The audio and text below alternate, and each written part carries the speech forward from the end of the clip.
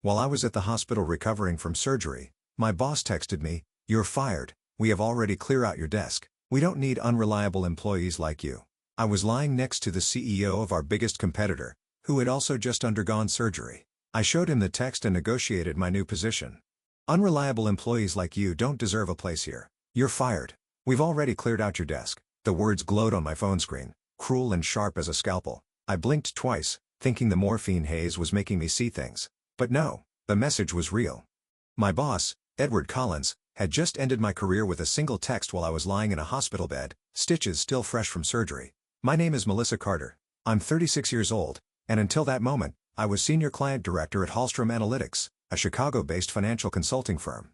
I had spent the last 7 years building that division. Late nights, cross-country flights, and missed holidays, all to secure multi-million-dollar clients who kept our company relevant in a crowded market. And now, in the dimly lit ward of St. Mary's Hospital, I was discarded like a broken tool.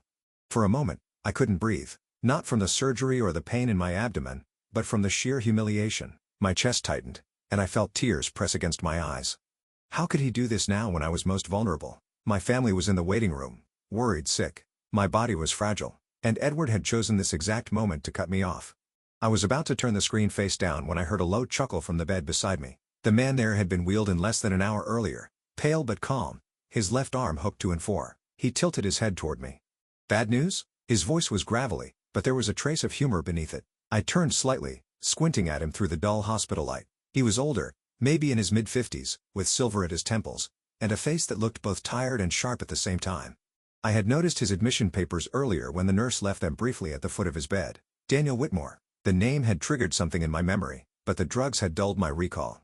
"I just got fired," I whispered, my throat raw. "From a hospital bed?" His brow furrowed. Then he gave a short laugh that didn't quite reach his eyes. "That takes a special kind of cruelty."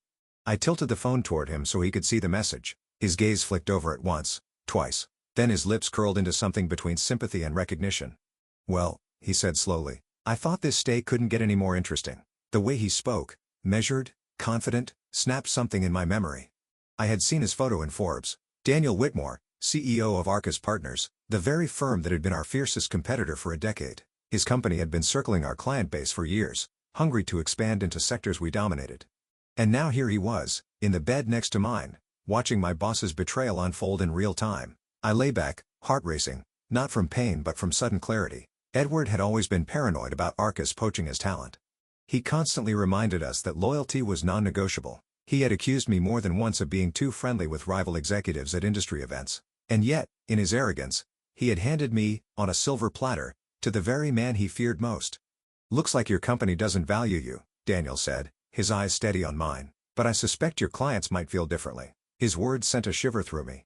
He was right. Over the past 7 years, I had cultivated relationships with some of the most demanding corporate clients in North America. Relationships built on trust, long nights, and countless sacrifices. Edward thought he could simply erase me from those accounts. But he didn't understand the difference between contracts and loyalty. I pressed my lips together, replaying the message in my mind. "Unreliable employees like you." Edward knew exactly what he was doing. He wanted to brand me as weak, incapable, replaceable. He thought firing me in a hospital bed would keep me silent, humiliated, too broken to fight back. But instead, something inside me hardened. The pity I'd felt for myself moments earlier was gone. In its place, a colder, sharper determination took root. Daniel was still watching me, waiting for my response. I realized then that this was not just a moment of loss. It was an opportunity. A door closing in one place had just opened in another, in the most unlikely of rooms. A shared hospital ward. I turned the phone screen toward him again, the cruel words glowing against the sterile white walls. My voice was steady now. "Maybe it's time I stopped being loyal to the wrong people." His eyes narrowed, but there was a flicker of a smile. "Now that," he said, "is something we should talk about." At that moment, I understood. Edward Collins had not just fired me. He had set the stage for his own downfall. He didn't know it yet, but the game had already shifted. And I wasn't going to play by his rules anymore. The next morning, the smell of antiseptic filled the room, mingling with the faint aroma of burnt coffee from a nurse's cup left on the counter. My body ached from the surgery, but it was nothing compared to the ache in my pride. I lay there staring at the ceiling tiles, replaying Edward's text in my mind like a broken record. "Unreliable employees like you don't deserve a place here." For 7 years, I had bled for that company. I had canceled vacations, missed weddings, even skipped my niece's first birthday to finalize a contract in Toronto. And Edward had dismissed it all with 3 sentences on a screen. I turned my head. Daniel Whitmore was awake, propped against his pillows with a notepad on his lap. He looked more like a man in a boardroom than a patient recovering from surgery. His pen moved quickly across the page, then stopped as if he'd sensed me watching. "You didn't sleep much," he said without looking up. "No," I admitted. "Hard to when your entire career just goes up in smoke." He glanced at me, his expression calm, analytical. "Not smoke. Opportunity." I gave a short, humorless laugh. "That's one way to spin it." "Not spin," he corrected softly. "Perspective. Tell me something, Melissa. How many clients did you personally manage at Hallstrom?" The question caught me off guard. Directly? 9 major accounts. Indirectly? 25? Maybe 30. And how much revenue do those accounts represent? I hesitated. This was the kind of information Edward would kill me for sharing.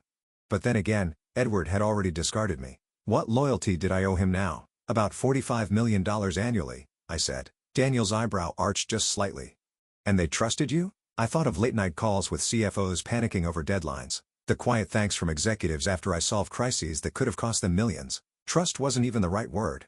Many of them had built their expansion plans around my advice. "They trusted me," I said firmly. Daniel set his pen down and leaned back. For a long moment, he studied me, his eyes weighing possibilities. Finally, he spoke. "Melissa, I'm going to be direct. Arcus has been trying to penetrate Hallstrom's client base for years, but what we lacked wasn't strategy or resources. It was someone like you. Someone who understands both the numbers and the people behind them. If you were to walk through our doors tomorrow, I can promise you 2 things. Freedom from Edward's shadow and the authority to build something of your own." My breath caught. It sounded too perfect, too sudden. "Are you offering me a job? Here? In a hospital bed?" He smiled faintly. "Opportunities don't wait for perfect circumstances. You know that better than anyone." My mind spun. It felt reckless, almost surreal, but deep down, I knew he was right. I had never been a cog in Edward's machine. I had been the engine, and Edward had cut me loose without realizing I could power something else entirely. Still, fear gnawed at me. Edward will come after me. He'll claim non-compete. He'll threaten lawsuits. Daniel nodded. He'll bluster, of course. Men like him always do. But tell me, where is Arcus headquartered? New York. And Hallstrom? Chicago. He spread his hands. Different jurisdictions, and more importantly, courts rarely enforce non-competes when someone is fired without cause. You're free, Melissa. Freer than you realize. For the first time since the text, I felt a flicker of hope. I imagined Edward's face when he realized his attempt to humiliate me had opened the door for his fiercest rival. I imagined Trevor, his hand-picked protege, fumbling through client calls he didn't understand. Daniel picked up his pen again. "Think carefully," he said. "I don't want an answer out of anger, but I do want you to see this moment for what it is. You have leverage. Your boss thought he was ending your career, but he may have just launched it." The nurse came in then, fussing with 4 bags, breaking the intensity of the moment. But Daniel's words kept echoing in my mind long after she left. That afternoon, I called my husband, Mark. His voice was strained with worry. "How are you holding up?" "I'll survive," I said. "But, Mark, something unexpected happened. You're not going to believe who's in the bed next to me." When I told him, he was silent for a beat, then let out a low whistle. "If that's not fate, I don't know what is." I smiled for the first time in days. Maybe it was fate. Or maybe it was just Edward's arrogance catching up with him. Either way, the ground beneath me was shifting. That night, as the ward lights dimmed and the hospital fell into uneasy silence, I drafted a list on the back of my discharge papers. Names, phone numbers, companies, people who had trusted me, depended on me, clients who wouldn't tolerate being handed off to Edward's nephew or some inexperienced replacement. By the time I put the pen down, I realized something simple and undeniable. Edward hadn't just fired me. He had freed me, and soon he would regret it. The following Tuesday, I was discharged. The nurse helped me into my coat, the stiffness in my abdomen reminding me with each step that I wasn't ready for a fight. At least not physically. But my mind? My mind had never been sharper. Daniel had been discharged the day before. Before leaving, he'd leaned over and said quietly, "I'll have my office call you. Rest for now, but don't waste time. Opportunities have an expiration date." That sentence replayed in my head as Mark wheeled me toward the sliding hospital doors. Outside, the February air was sharp, biting through my scarf, but it woke me up. I felt alive again, not as someone discarded, but as someone about to begin something dangerous and new. At home, I found a small envelope taped to my apartment door. Inside was a note, handwritten in neat script. "Melissa, I meant what I said. Call this number when you're ready." Underneath was a business card embossed with the Arcus Partners logo. I sat at the kitchen table, the card between my fingers. Part of me hesitated. Joining a competitor could burn bridges forever. Edward would brand me disloyal. Rumors would spread. But then I thought of his text, the cold finality of it, and I laughed bitterly. He had already burned the bridge. I owed him nothing. That night, after Mark had gone to bed, I dialed the number. A woman's calm voice answered. Arcus Partners. This is Lydia. I cleared my throat. This is Melissa Carter.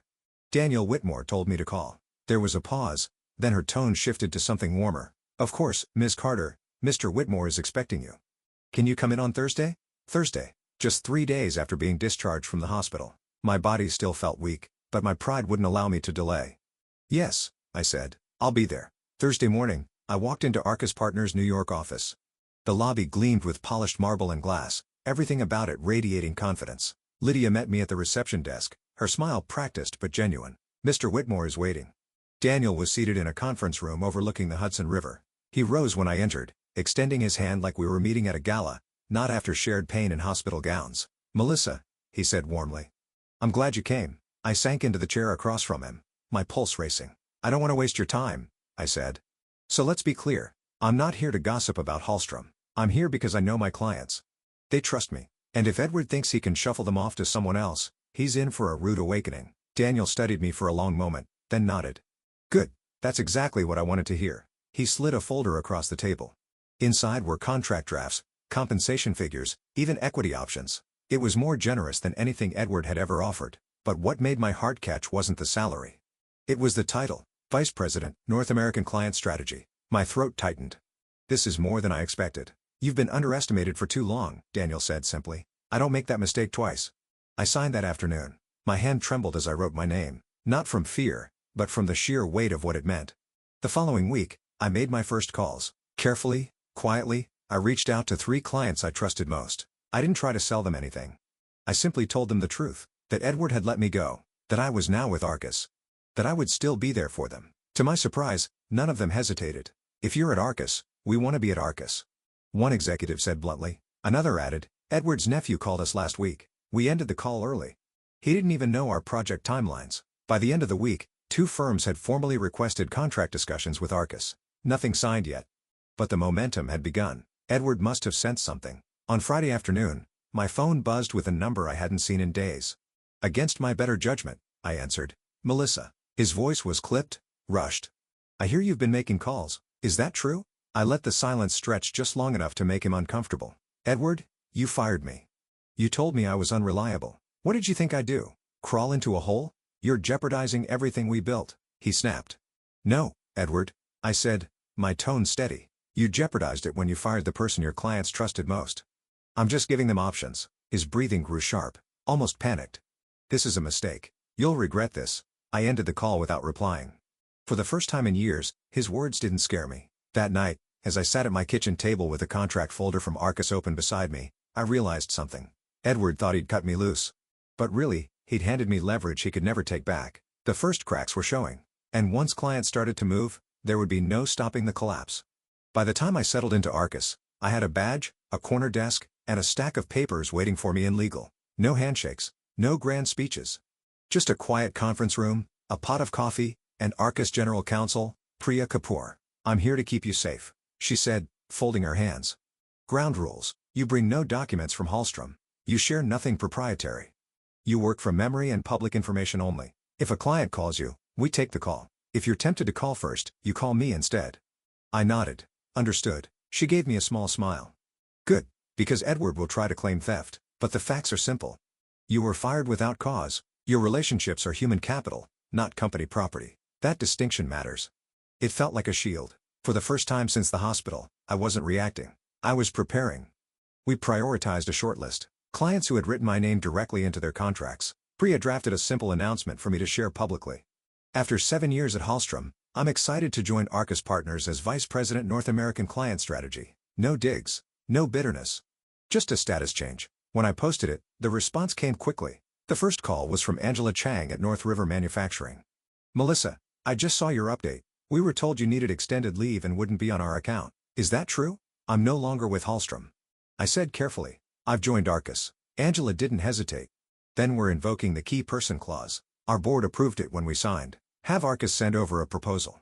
We'll move this quarter if you can guarantee continuity. Soon after, Easton Bio's COO reached out by email. Their message was short and direct. We require stability and senior oversight. If Melissa Carter is no longer with Hallstrom, Please advise how she can continue leading our work from Arcus. My hands trembled as I read. Not from fear, but from how fast the shift had begun. By the end of the day, 3 more clients had asked for meetings. Nobody was angry. Nobody dramatic. Just pragmatic questions about stability, continuity, and trust. Exactly the kind of conversations I'd built my career on. Edward, of course, didn't do pragmatic. My phone filled with missed calls from his number followed by a text. Cease immediately.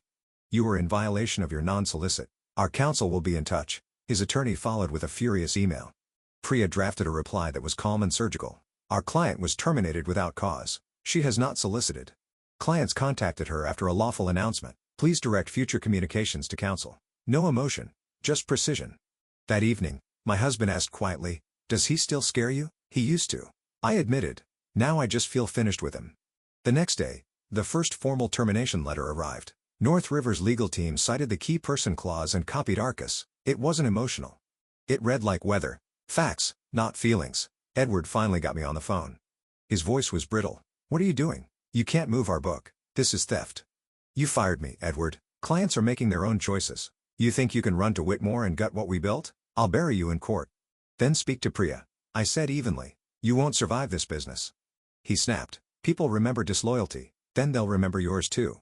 I hung up before he could finish. My hands shook, but not from fear. His power over me had evaporated. Soon after, Meridian Logistics requested a transition discussion. Their VP, Valentina Morales, was blunt. We were bounced between 2 junior analysts last week who couldn't answer basic questions. If you're leading at Arcus, we'll follow. If not, we pause until we find someone who understands us. That night, I got a call I didn't expect. From Dana Patel, Hallstrom's senior project manager. Her voice was low, urgent. I shouldn't be doing this, but you need to know.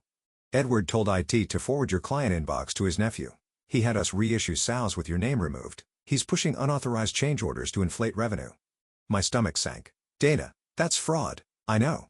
I've documented everything. I'm not protecting him. Not after what he did to you. I warned her to be careful. But inside, I felt something solidify. This wasn't just incompetence anymore. It was desperation.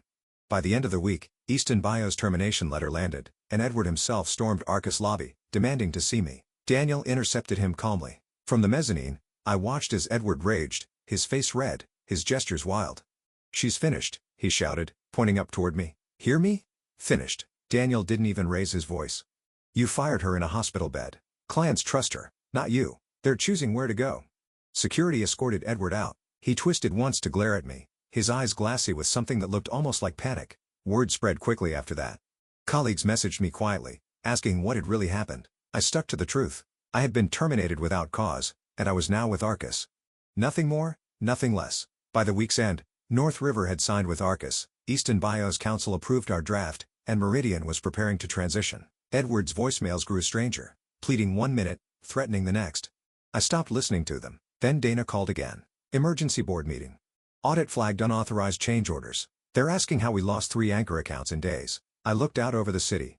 The skyline was the same, but I knew everything beneath it had shifted. He's going to unravel, Dana whispered. Be ready.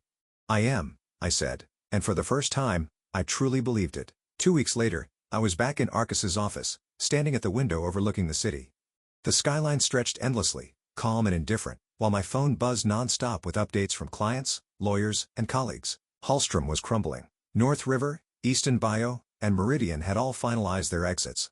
2 more contracts were in the process of being transferred. Each conversation felt the same. Polite, pragmatic, but decisive. These weren't betrayals. They were corrections. Clients simply followed the trust they had built over years. Dana called again.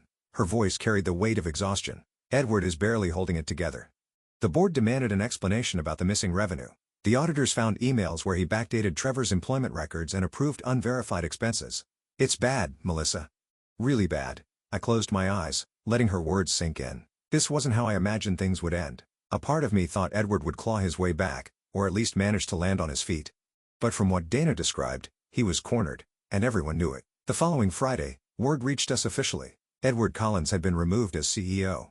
The board cited loss of confidence in leadership and failure to protect client relationships. Trevor had resigned the same day, leaving behind a trail of panicked emails no one bothered to answer. That night, Mark poured us 2 glasses of wine in the kitchen. He raised his glass, but his expression was thoughtful rather than celebratory. You don't look happy, he said. I swirled the wine slowly, watching the reflection in the glass. I'm not sure happiness is the word. Relief, maybe. You beat him. Mark reminded me. He fired you at your lowest moment. And now? Look where you are. I nodded, but I felt the truth gnawing at me. Destroying someone else never truly feels like victory. It felt like cleaning up a mess that should never have been made. The next morning, I received a call from an unknown number. Against my better judgment, I answered. Melissa. Edward's voice was unrecognizable, hoarse, stripped of authority. They've ruined me. You've ruined me. I didn't speak. You could have walked away. He continued, his tone trembling between anger and despair. But you had to humiliate me. After everything I gave you, I finally answered. My voice quiet, but steady. You didn't give me anything, Edward. I earned it. And you tried to take it away with a text message while I was lying in a hospital bed. That's not leadership. That's cowardice. For a moment, the line was silent, except for his unsteady breathing. Then he muttered, almost to himself, maybe you're right, and hung up. I stared at the phone for a long time. That was the last time I ever heard his voice. In the months that followed, Arcus grew faster than any of us expected. With the influx of new clients, we opened offices in Chicago and Dallas. Daniel kept his promise. He gave me autonomy, respect, and space to lead without constant interference. For the first time in my career, I wasn't fighting to be heard. I was simply doing the work, and the results spoke louder than any boardroom politics ever could. One evening, after a particularly long day, I walked into our apartment and found Mark cooking dinner. The smell of garlic and herbs filled the kitchen. He looked up and smiled. So, Vice President Carter, how does it feel to be building something new? I set my bag down, slipping into the comfort of home. It feels different, like it's finally mine. Not borrowed. Not conditional. He kissed my forehead. That's because you stopped giving loyalty to people who didn't deserve it.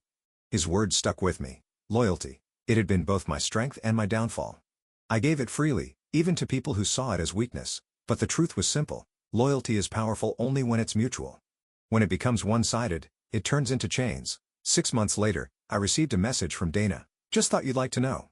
Edward's been blacklisted from 3 major firms. Nobody wants to touch him. Word spreads fast in this industry. I didn't reply right away. Instead, I looked around my new office at Arcus. The glass walls. The hum of a growing team. The steady rhythm of work I actually believed in. Then I typed back. Thank you for telling me. I hope you're doing well. I left it at that. When I think back to that hospital bed, to the text that ripped the ground out from under me, I realize now it wasn't the end. It was the beginning. Edward thought he was discarding me. What he really did was set me free. And the message I carry from all of this is simple. Never let someone else decide your worth. Jobs, titles, companies. They can vanish in a moment. What remains is your work, your integrity, and the trust you build with people. Those are things no one can fire you from. Edward lost everything because he never understood that. I gained everything because I finally did.